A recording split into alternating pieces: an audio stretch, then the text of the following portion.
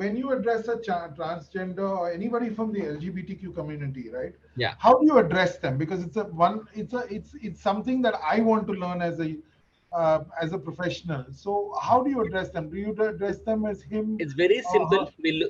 We look at their attire. If their clothing looks like that of a man, we address them as a man. If it Okay. looks like a woman, we address them as a woman. There are some small section of people nowadays who identify neither. Like, they say they are gender non-binary, and they need to be addressed as they and them.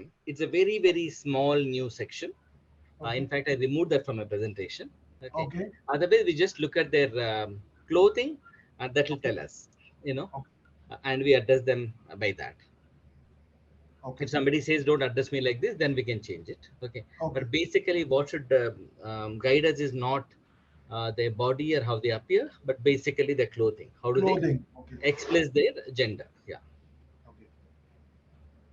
And people like you and me are called cisgender. I'm assuming that we are born male and we are men. Yeah.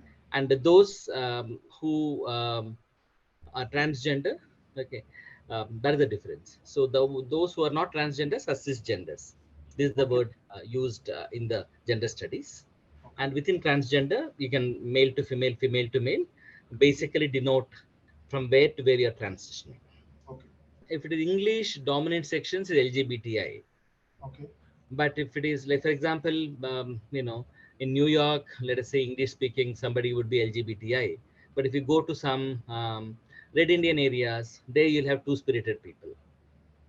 Again, if you go to Brazil, the dominant section will be LGBTI. Then we'll have travestis. Or if you go to Thailand, you'll see Ketois. Oh, These are all local cultural concepts, and also the way they understand sexuality and gender are slightly different, each of them. And some of them, like for example, the Western concept, everybody has a gender identity, everybody has sexual orientation. So you can be man, woman, transgender, you can be homosexual, bisexual, heterosexual. That means all combinations are possible, all 9 combinations. okay. But that won't be there, for example, if you take Koti culture. Koti means I'm a man, I'm Okay. feminine, I desire men. I may also desire women. That doesn't matter. A Koti can be homosexual or a bisexual. Okay. But this culture doesn't bother about it. As far as you desire men, that's enough.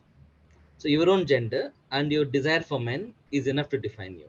A double decker is basically means they are men like any of us.